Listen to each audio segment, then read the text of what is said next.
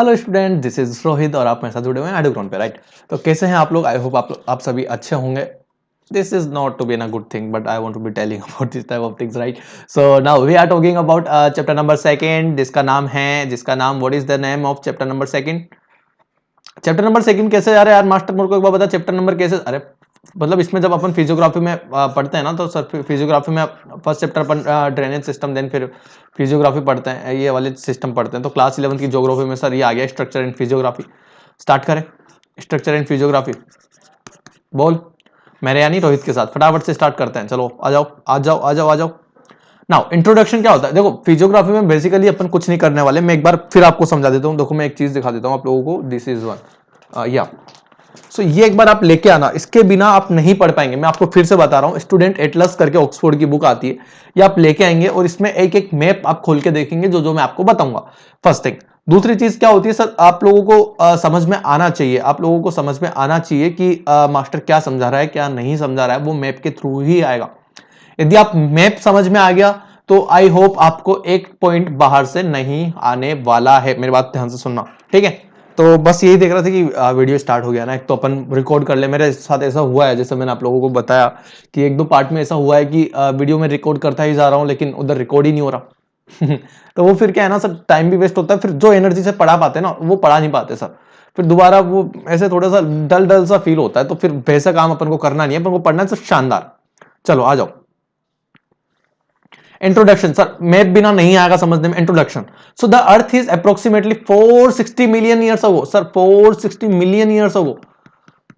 अर्थ इतनी पुरानी है सर, अर्थ इतनी पुरानी है सर। तो क्या ऐसा हो सकता है कि मैं ऐसा बोलूंगा कि अर्थ का जब मैं आपको प्रीवियस डायग्राम दिखाऊंगा, एंशिएंट डायग्राम दिखाऊंगा, आपको समझ में आने लगेगा कि मास्टर किस बारे में बात कर रहा है, ठीक है। आगे बढ़े। Over these long years it is undergone many changes brought about primarily and by endogenic and exogenic forces. Basically मैंने आपको जियोमॉर्फिक प्रोसेस में एंडोजेनिक एक्सोजेनिक फोर्सेस के बारे में बताया।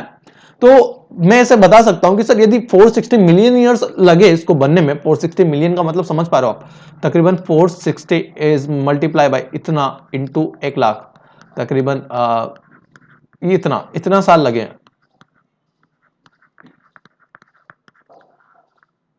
ये आप देख पा रहे हैं। तो इतने साल, तकरीबन इकाई दहाई सैकड़ा हजार हजार लाख करोड़ 10 करोड़ अरब, देखो आप, तकरीबन 4 बिलियन ईयर्स अगर 4.5 बिलियन ईयर्स, 4.5 बिलियन ईयर्स, समझ पा रहे हो? इतना टाइम लगा है अर्थ को बनने में। तो क्या इतने टाइम पीरियड के बीच में क्या चेंजेस आएंगे? सपोज करो मैं आपको एक एग्जांपल बताता हूं, आपकी लाइफ है सर 150 साल, बाकी दुनिया 90 साल ही जीती है, आप लोगों ने या फिर 100 आप मान के चलो, ऑन एन एवरेज तकरीबन 80-90 के बीच चलता है रेशो। बहुत रेयर 80-90 तकरीबन आप एवरेज एज मान सकते हैं, और मे भी और भी कम मान सकते हैं। आजकल तो लोग जल्दी ही सलट जाते हैं, किसी का कोई भरोसा नहीं है, कल का भी भरोसा नहीं है, आज ही सलट जाए कोई भी। तो मैं ऐसे बोल सकता हूं, क्या मैं ऐसे बोल सकता हूं, यदि आप 200 साल जिए या फिर 150 साल, जितने भी साल आप जिए हैं, तो क्या ये एक्स्ट्रा आपने जो 100 साल जिए, क्या इस टाइम पीरियड में क्या आपके अंदर चेंजेस होंगे? अरे यार एक्स्ट्रा 100 साल, आपके 200 साल के अंदर कुछ तो चेंज हुआ होगा, आप छोटे से बड़े बने होंगे।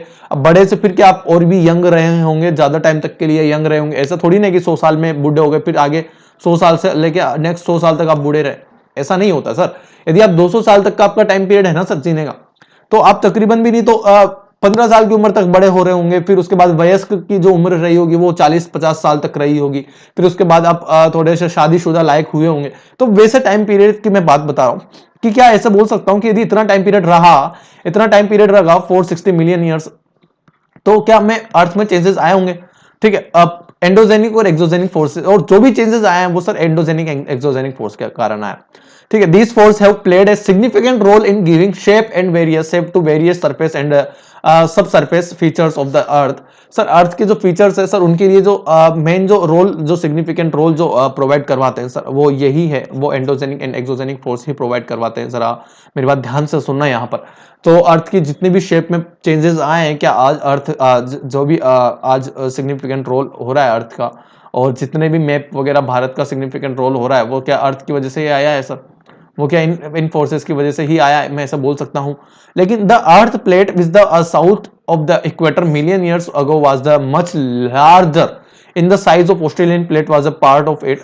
जब मैं बात करूंगा, देखो south of the equator million of years ago, so जो एक इंडियन प्लेट जो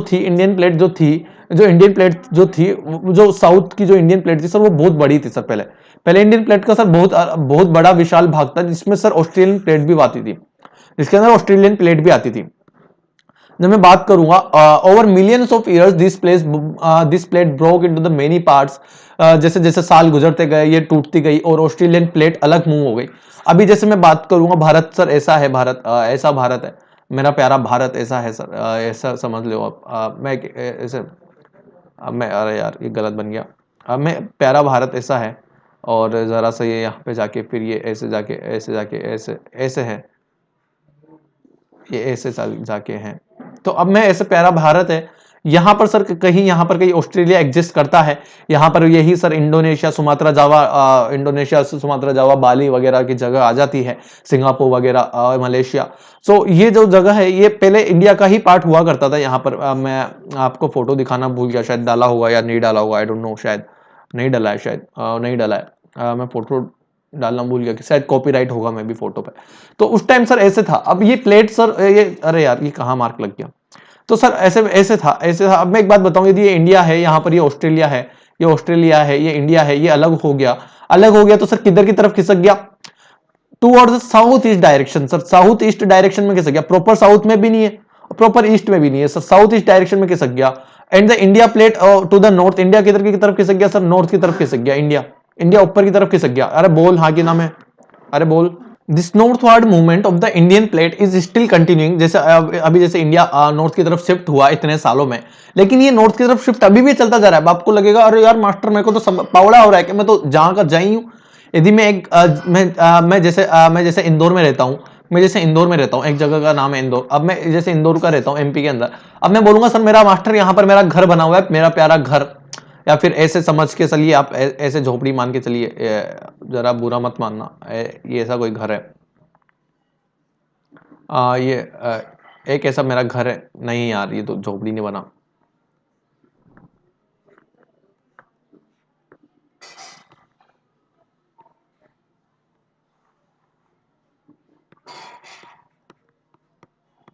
सर ऐसे मैं एक कमरे में रहता हूं सर, मेरे को पता है यहाँ पर ऐसे कोई कमरे में रहता हूं सर मैं।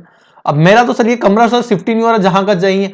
अरे तो सर इतना मिलियन ईयर्स हो, समझ रहे हो आप कि मिलियन ईयर्स में इतना सा शिफ्ट हुआ है, मिलियंस ईयर में इतना सा शिफ्ट हुआ है, 460 मिलियन ईयर्स में तकरीबन मिलियंस ऑफ ईयर्स लगेंगे। अभी तो सर आप 50 साल के हो सकता है, 50 सालों में आपको हल्का सा 1 सेंटीमीटर खिसकने को मिला, लेकिन होता जरूर है। तो क्या बोलना चाह रहा हूं मैं, यही बोलना चाह रहा हूं कि this northward movement of the Indian plate is still continue sir, northward movement continue होता जा रहा है। It has significant consequences of the physical environment of the Indian subcontinent. Basically India एक क्या है, सबकॉन्टिनेंट है। आपको पता है मैंने टोटल बताया था 15 सबकॉन्टिनेंट है, उनमें से इंडिया एक सबकॉन्टिनेंट है, जिसके अंदर सर ये पाकिस्तान, नेपाल, बांग्लादेश, ये श्रीलंका वगैरह की कंट्री आती है उस सबकॉन्टिनेंट के अंदर। अब मैं ये बात बताना चाह रहा हूं मेरे लाल, जरा ध्यान से सुनना एकदम। यदि इंडिया जरा सा खिसकता जा रहा है तो क्या उसके अंदर एनवायरनमेंट में चेंज होगा, फिजिकल एनवायरनमेंट में चेंज होगा, अरे बोल, एनवायरनमेंट में चेंज होगा।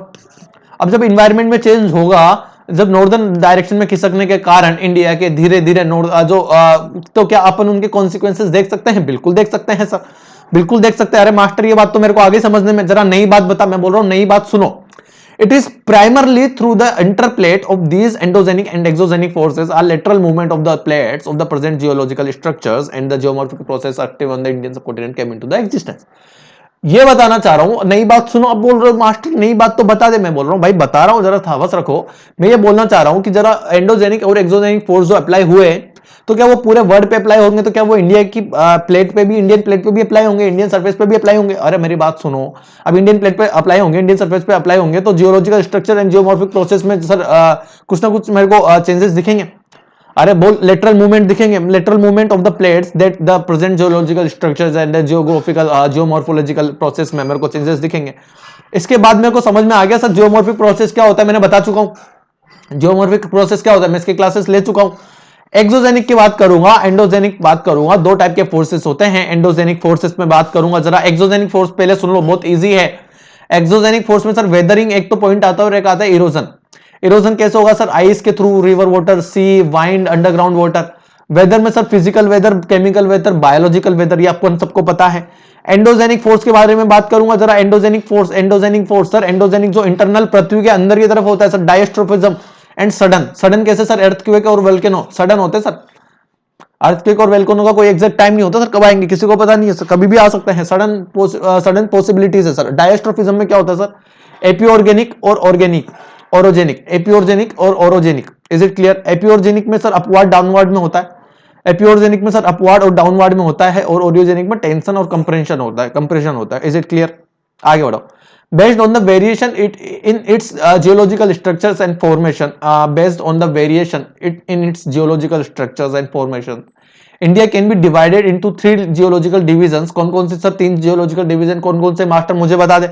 मैं बोल रहा हूं सर, यदि मैं इंडिया के बारे में स्ट्रक्चर कर रहा हूं तो सर पूरे इंडिया की एक तरीके से स्ट्रक्चर नहीं कर सकता। एक बात बताऊं, अभी कैसे सर मेरे को एक बात समझाओ। मैं बोलूंगा सर भारत में 28 राज्य हैं। अब मैं हर एक राज्य के बारे में, मेरे को किसी भी जगह के बारे में बताऊं, सपोज करो मैंने रामपुर एक ऐसे नाम ले लिया, शायद कहीं ना कहीं इंडिया में कहीं ना कहीं गांव होगा। अब मैं बोल रहा हूं सर रामपुर के बारे में, तो रामपुर आप कैसे बता पाओगे? नहीं बता सकते सर। रामपुर नाम का एक गांव थोड़ी ना होगा, बहुत सारे गांव हो सकते हैं सिटी भी हो रामपुर नाम की। समझ पा रहे हो? तो मैं क्या करूंगा सर, मैं रामपुर नाम की सिटी के बारे में मेरे को अध्ययन करना होगा, मेरे को इसके बारे में नॉलेज पता करनी होगी, तो मैं पहले स्पेसिफिक बता दूंगा सर। पहले तो मैं बता दूंगा सर ये ईस्ट डायरेक्शन में है। ईस्ट डायरेक्शन को सर मेरे को पता हो जाएगा सर, ये जो भारत के कुछ चुनिंदा राज्य हैं ईस्ट डायरेक्शन में, उनमें से किसी राज्य में होगा। और फिर मैं राज्य स्पेसिफाई करूंगा कि सर ये अरुणाचल प्रदेश में है। मैं ये कह नहीं रहा कि रामपुर गांव अरुणाचल प्रदेश में ही है, मैं बात समझाना चाह रहा हूं आपको इसके माध्यम से कि आपको चीजें स्पेसिफाई करनी पड़ती है, आपको बांटना पड़ता है।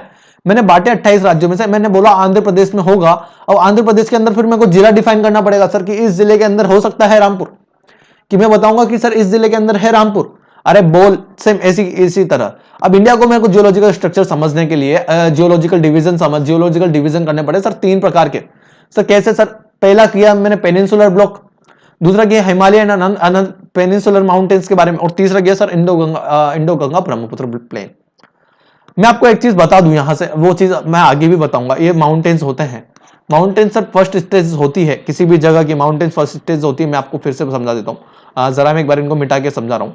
ये माउंटेन है sir, mountain sir first stage होती है, यहां से रिवर फ्लो होता है, यहां से सर रिवर फ्लो होती है, फिर यहां पर सर प्लेटू बनते हैं, प्लेटू के बाद सर प्लेन्स बनते हैं। तो क्या प्लेन थर्ड स्टेज होती है? प्लेटू सर सेकंड स्टेज होते हैं, फर्स्ट स्टेज ऐसे होता है सर माउंटेन होते हैं। मैं ऐसा बता सकता हूं कि जब दुनिया बनी, दुनिया में कॉन्टिनेंट्स बने, सब कॉन्टिनेंट्स बने, तो उसके बाद यदि किसी चीज का फॉर्मेशन हुआ है तो वो माउंटेन्स का हुआ है, ऐसा माना जा सकता है, ऐसा मान सकता हूं मैं। अरे यार चीजें समझने के लिए मान सकता हूं यार। तो पेनिनसुलर ब्लॉक हो गया, Himalayan and the other peninsular mountains हो गया, इंडो गंगा ब्रह्मपुत्र प्लेन हो गया। तीनों चीजों के बारे में डिटेल से अध्ययन करना है, डिटेल से अपन को नॉलेज लेना है सर, नॉलेज लेना है। इसके बारे में नॉलेज लेके सर चैप्टर को खत्म करूंगा, इससे ज्यादा कुछ नहीं पढ़ना है, इसके बारे एक भी क्वेश्चन नहीं आने वाला है। मेरी बात ध्यान से सुन लो, आगे बढ़ू, चलो ठीक है। क्या क्या पढ़ना है? पेनिनसुलर ब्लॉक पढ़ूंगा, हिमालयन और पेनिनसुलर माउंटेन्स पढ़ूंगा, और इंडो गंगा ब्रह्मपुत्र पढ़ूंगा। ठीक है, यहां तक तो बात अपनी क्लियर हो चुकी है दोस्तों। ठीक है, तो अपन ने पेनिनसुलर ब्लॉक के बारे में बात बता दूं सर, इसको पेनिनसुलर ब्लॉक बोलते हैं। ये वाला जो पेनिनसुलर ब्लॉक अभी डिटेल्स में पढ़ाऊंगा, यहां से ये वाला समझ सकते हो आप, ये वाला जो पार्ट होता है पेनिनसुलर ब्लॉक होता है। हिमालयन रेंजेस सर, ये वाली हिमालयन रेंजेस होगी मैप में, और इसके अलावा Indo Ganga Brahmaputra plain. Sir Indo का मतलब हो गया सर इंडस रिवर, इंडो का मतलब हो गया सर इंडस रिवर, गंगा का मतलब गंगा है ही सही, और ब्रह्मपुत्र का मतलब पता ही है। तो इंडो गंगा ब्रह्मपुत्र रीजन के बारे में बताऊंगा आपको, बहुत डिटेल्स में चीजें समझाऊंगा, आप यकीन, आपको मतलब मजा आ जाएगा दोस्तों। ठीक है, आगे बढ़े। नाउ पेनिनसुलर ब्लॉक के सर क्या होता है? पेनिनसुलर ब्लॉक की सर मुझे डेफिनेशन बता दो फटाफट से, मैं ऐसे बोल रहा हूं सर, मेरी बात सुनो। The northern boundary of the peninsular block suppose करो ये कोई पेनिनसुलर ब्लॉक है सर, इसकी नॉर्दर्न बाउंड्री आप सपोज करो, ऐसा है ही नहीं पेनिनसुलर ब्लॉक की है, तो इसकी नॉर्दर्न बाउंड्री सर यहां पर कच्छ से स्टार्ट होती है।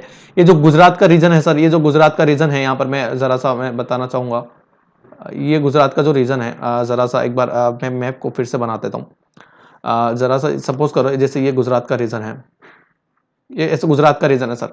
तो ये जो कच्छ का जो है एरिया, ये जो कच्छ का यहां से जो कच्छ का एरिया होगा, सो कच्छ सर इसका नॉर्दर्न पॉइंट है सर, बाउंड्री, नॉर्दर्न बाउंड्री कहां से रन करती है सर? कच्छ से। और वेस्टर्न फ्लैंक कहां तक है सर? अरावली नियर दिल्ली, और कहां तक जाएगा सर? यमुना के पैरेलल होता हुआ गंगा एज राजमहल हिल्स, गंगा डेल्टा तक। Now Karbi Anglong is the, Karbi Anglong सुना आपने? कार्बी एंगलोंग आसाम, कार्बी एंगलोंग आसाम में, यहां पर लिख लो आप, यहां पर आसाम लिख लो आप, आसाम लिख लो आप, Karbi Anglong Assam and the Meghalaya प्लेटू, Meghalaya प्लेटू map में देखो जरा, मेघालय प्लेटू कहां है? मेघालय प्लेटू, जरा आप इंडिया की बात करोगे सर, आप इंडिया की बात करोगे सर, ये ऐसे यहीं के मेघालय आपको दिख रहा होगा, नागालैंड यहां पर, असम यहां पर, अरुणाचल प्रदेश आसाम में, और यहां का मेघालय आपको दिख रहा होगा, ठीक है। Is the north east and the Rajasthan is the west of also extend of this block. मतलब क्या बोल सकता हूं मैं, राजस्थान से लेके, यदि मैं ऐसे बात करूंगा तो ऐसे बात करूंगा तो सर इधर राजस्थान से लेके इधर नॉर्थ पॉइंट तक, ये क्या ईस्ट, वेस्ट से लेके ईस्ट तक फैला हुआ है पूरा प्लेटू, पूरा प्लेटू, इसे पेनिनसुलर प्लेटू बोलते हैं। कार्बी एंगलोंग याद रखना बहुत ज्यादा इंपॉर्टेंट जगह है। यहां पर सर आंदोलन हुआ था, एक आंदोलन भी हुआ था यहां पर, ये आसाम के अंदर है सर, ठीक है। मेघालय प्लेटू मेघालय के अंदर, नॉर्थ ईस्ट राजस्थान के अंदर, ये सारी चीजें समझ में आ गई। North eastern part of the separated from the Malda fault of the west Bengal from Chhota Nagpur प्लेटू। Sir ये इसका नॉर्थ ईस्टर्न सेपरेट कहां से करता है सर? ये मालदा से करता है। मालदा कौन सी जगह है सर? ये एक वेस्ट बंगाल के अंदर जगह है जो कि छोटा नागपुर प्लेटू में है। In Rajasthan the desert, other deserts like features overlay this block. The peninsula is formed as a great complex of very ancient, sir peninsular block का सर मैं बताऊं, अरे यार मेरे को मास्टर एक बात समझा, पेनिनसुलर ब्लॉक एक बार फिर से बता दे, मैं बोलूंगा जरा एक बार आप आंखें बंद करो और मेरे साथ इमेजिन करो। पेनिनसुलर ब्लॉक है सर, राजस्थान से बात करूंगा, राजस्थान से मेघालय तक चला जाऊं, वैसे कच्छ से स्टार्ट होता है और आगे मेघालय प्लेटू तक चला जाता है। कहां से सर? कार्बी एंगलोंग से होते हुए, गंगा यमुना से होते हुए, और ये आसाम, वो मध्य प्रदेश से होते हुए सर कहां तक चले जाता है सर? ये चला जाता है सर मेघालय तक। इसके बाद मास्टर मुझे एक बात बता, क्या ये राजस्थान में भी है? बिल्कुल है सर, राजस्थान में भी है। क्या राजस्थान के डेजर्ट वगैरह भी इसका पार्ट है? बिल्कुल सर, राजस्थान के डेजर्ट वगैरह इसका पार्ट है। The peninsular is formed as a great complex. Sir किससे बना है सर? ये पुरानी, बहुत पुरानी, मतलब बहुत पुरानी नेसिस चट्टानों से बना है, which constitutes a major part of it, granite वगैरह से मिलकर बना है। सर आप मेरी बात ध्यान से सुनो, मेरी बात ध्यान से सुनो सर, ये प्लेटू हो गए, ये प्लेटू हो गए, पेनिनसुलर इंडिया सर यहां पर, ये कहीं से लेकर यहां पर सर, ये मेघालय तक, ये ढाका बांग्लादेश हो गया, ये भूटान वाला एरिया हो गया, ये आसाम वगैरह, या आसाम अरुणाचल प्रदेश वाला एरिया हो गया, यहाँ कहीं तक ये वाला जो पार्ट है सर, पूरा ये पेनिनसुलर पार्ट में आता है। बोल अब मेरे साथ इस मैप में यदि मैं गौर करवाऊं आप लोगों को, मेरी बात ध्यान से सुनना, ये न्यू दिल्ली आपको दिख रहा है, ये ग्रेट इंडियन डेजर्ट, मतलब जिसे थार का मरुस्थल बोलते हैं, ये अहमदाबाद यहां पर दिख रहा है। अब आप यहां पर मेरे बात ध्यान से सुनो, फटाफट से मैप खोलो इंडिया का फिजिकल। आपको यहां पर देखो आप, ये अरब सागर में गिर रही है सर ये नदी, यहां पर आपको विंध्या रेंजेस दिख रही होगी, बोलो दिख रही है? अरे बोल, यहां पर विंध्या रेंजेस दिख रही हो, या आपको छोटा नागपुर पठार दिख रहा है? छोटा नागपुर पठार भी इसका एक पार्ट है, छोटा नागपुर पठार सर यहां पर वेस्ट बंगाल होगा, यहां पर वेस्ट बंगाल होगा सर, वेस्ट बंगाल होगा। अब मैं ये बताना चाह रहा हूं, जरा मेरे यहां से ध्यान दो, यहां पर आपको विंध्या रेंजेस दिख रही है, इसके जस्ट नीचे देखो, ये विंध्या रेंजेस आपको दिख रही है, ये वाली VINDHYA विंध्या रेंज। सर इसके नीचे आप देखो सतपुरा रेंज दिख रही है आपको।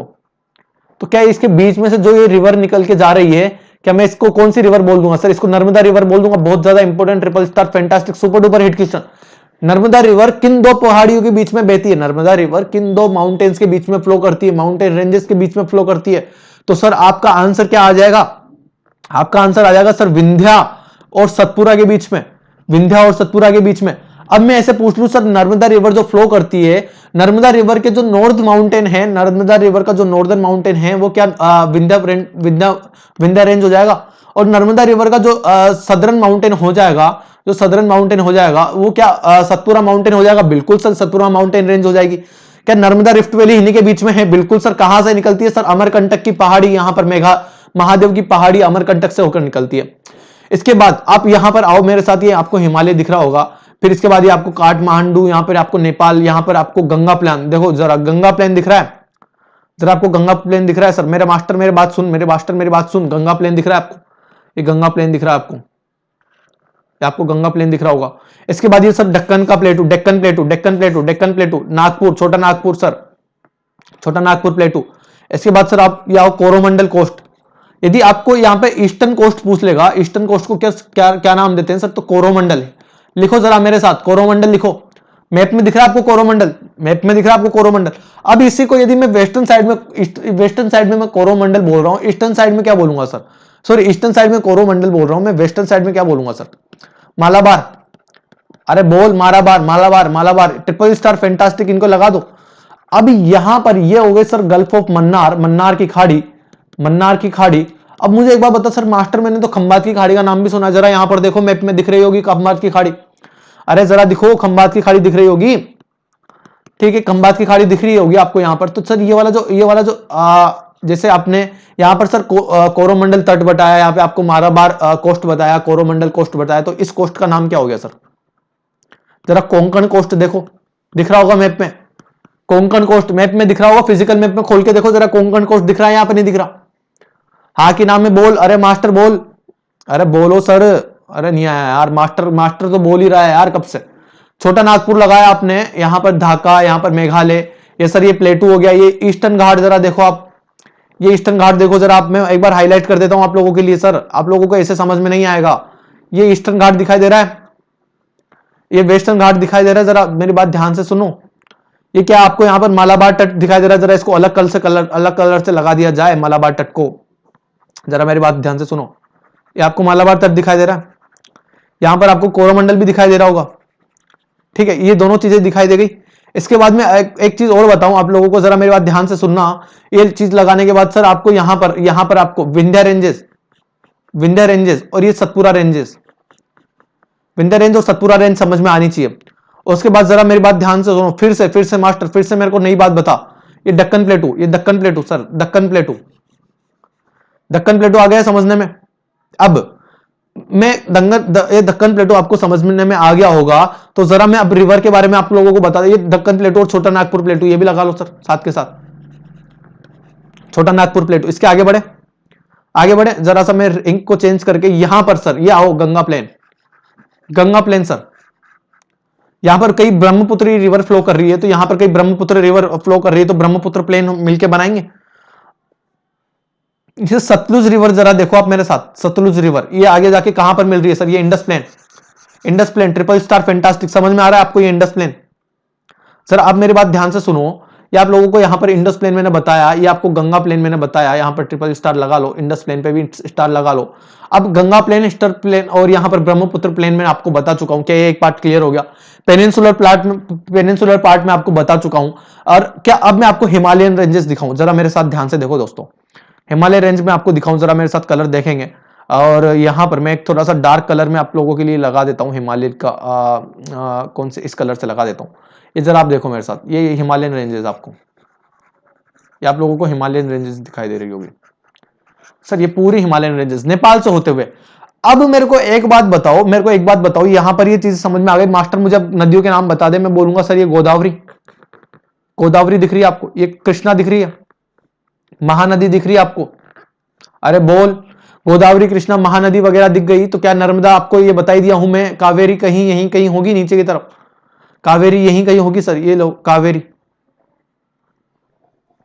अरे बोल, यहां तक कोई डाउट जरा? ये सब किधर गिरती है सर? ये सब अरब की ये सब बंगाल, बे ऑफ बंगाल में गिरती है सर, बे ऑफ बंगाल में गिरती है। जरा मेरे साथ इतनी चीजें क्लियर आई हो तो थम्स अप करो वीडियो में, लाइक प्लीज कमेंट सेक्शन में जाके थम्स अप करो यदि मैंने आपको इतनी चीजें समझाने में कामयाब रहा हूं तो दोस्तों। अब यदि मैं इंडस प्लेन में जाके बात करूं, तो यहां पर सतलुज रिवर, रावी व्यास रिवर भी आएगी, झेलम, रावी व्यास झेलम सब रिवर इधर जाएगी सर, किधर? सिंडस, चिनाब रिवर, ये सब इंडस में जाके मिलेगी लास्ट में। ये यमुना, गंगा सब सर बाद में जाके गंगा में मिल जाती है, यमुना भी गंगा में जाके मिल जाती है यमुना भी, और ये फिर बांग्लादेश में जाने के बाद इसका नाम होता है सर जमुना, जमुना, जमुना, पद्मा इसे बोल देते हैं सर, पद्मा। फिर बाद में पद्मा और ब्रह्मपुत्र मिलती है सर, उसे जमुना बोलते हैं। ट्रिपल स्टार लगा लो इस बात पे। अरे बोल, मालाबार तट और कोंकण, कोरोमंडल समझ में आ गया? कोंकण यहां पर लिख लो सर, कोंकण यहां पर लिख लो। और ये जो खाड़ी है इसे खंबात की खाड़ी बोलते हैं, गल्फ ऑफ खंबात। जरा देखो जरा, गल्फ ऑफ खंबात समझ में आ रहा है क्या? अब सर गल्फ, और एक बात बताओ, ये भी खाड़ी है, इसे भी अपन बंगाल की खाड़ी बोलते हैं, तो सर फर्क क्या नजर आ रहा है? मैं बोलूंगा सर फर्क क्या है सर, गल्फ और इसमें फर्क क्या होता है सर? मेरे बात जरा ध्यान से सुनना दोस्तों। अब मैं एक बात बताऊं, जरा मेरी बात ध्यान से सुनो, इसको मैं थोड़ा सा हटा देता हूं।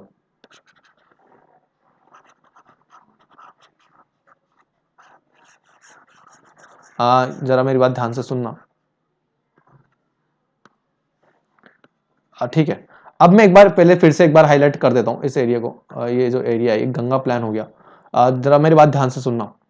अब मैं ये बोलना चाह रहा हूं सर, मेरी बात सुनो कि सर ये जो एरिया है जरा देखो आप, ये किधर की तरफ, पहले पतला है यहां पर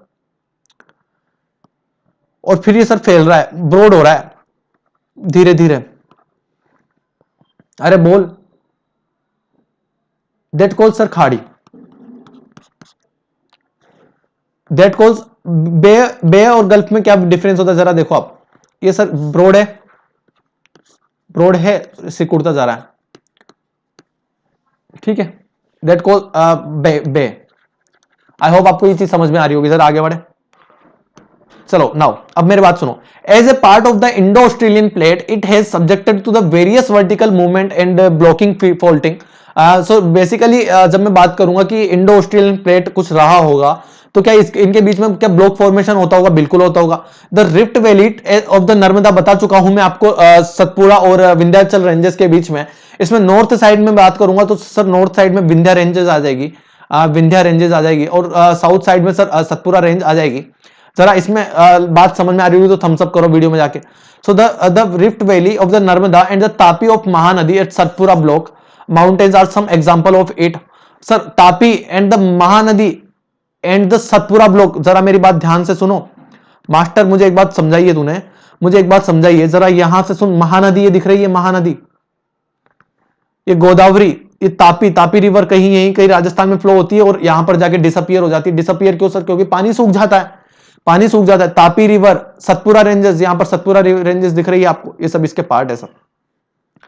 The peninsular mostly consists of the relict and the residual mountain like as Arauli Hills, Nalamala Hills, and the Javadi, Velikonda Hills, and the Palkonda ranges, and the Mahendragiri ranges.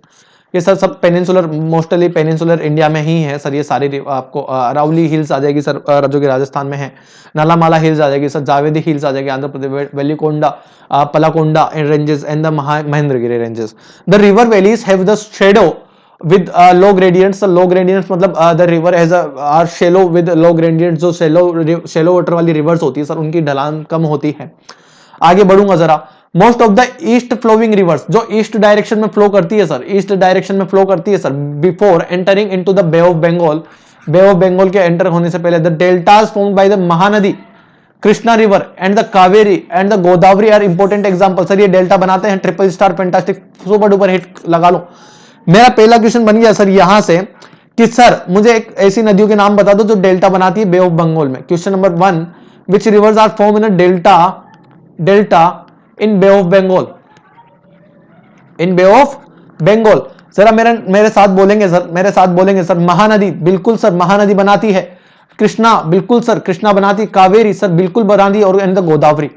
Peninsular India की river बता रहा हूं sir, ये peninsular, ऐसे तो ब्रह्मपुत्र गंगा भी बनाती है, लेकिन पेनिनसुलर प्लेटू की बात करूंगा, पेनिनसुलर इंडिया की बात करूंगा, पेनिनसुलर भाग की बात करूंगा, जो कि प्रायद्वीपीय भाग है हिंदी मीडियम वालों। प्रायद्वीपीय भाग में 4 नदियां जो डेल्टा बनाती है, महानदी, कावेरी, महानदी, कावेरी, कृष्णा और गोदावरी। जरा मेरे साथ मैप में देखो, जरा मेरे साथ मैप में देखो सर। एक बार इस सबको मिटा देता हूं, आप लोगों ने हिंट लगा दी, हाइलाइटर से लगा लो। अब मैं फिर से हाइलाइटर खोलूं सर, मेरे साथ जरा ध्यान से देखना। ये महानदी है, ये महानदी है सर। कलर चेंज कर लेता हूं मैं, ये जरा मेरे साथ देखो, महानदी है सर, दिख रही है आपको? ये थोड़ा सा डार्क कलर करते हैं एक बार,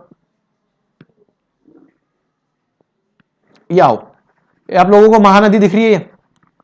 ये आपको महानदी दिख रही है सर? ये कटक इधर होते हुए ये यहां पर डेल्टा बनाती है। Same as well as for ये गोदावरी दिख रही होगी आपको, गोदावरी। कृष्णा दिख रही है आपको, कृष्णा सर। ये कावेरी दिख रही है आपको। तो सर ये जो चारों नदी है क्या यहां पर डेल्टा बनाती है? बिल्कुल सर, बिल्कुल सर डेल्टा बनाती। ऐसे तो बनाती तो ब्रह्मपुत्र और गंगा भी है, लेकिन वो क्या पेनिनसुलर भाग है? बिल्कुल नहीं है सर।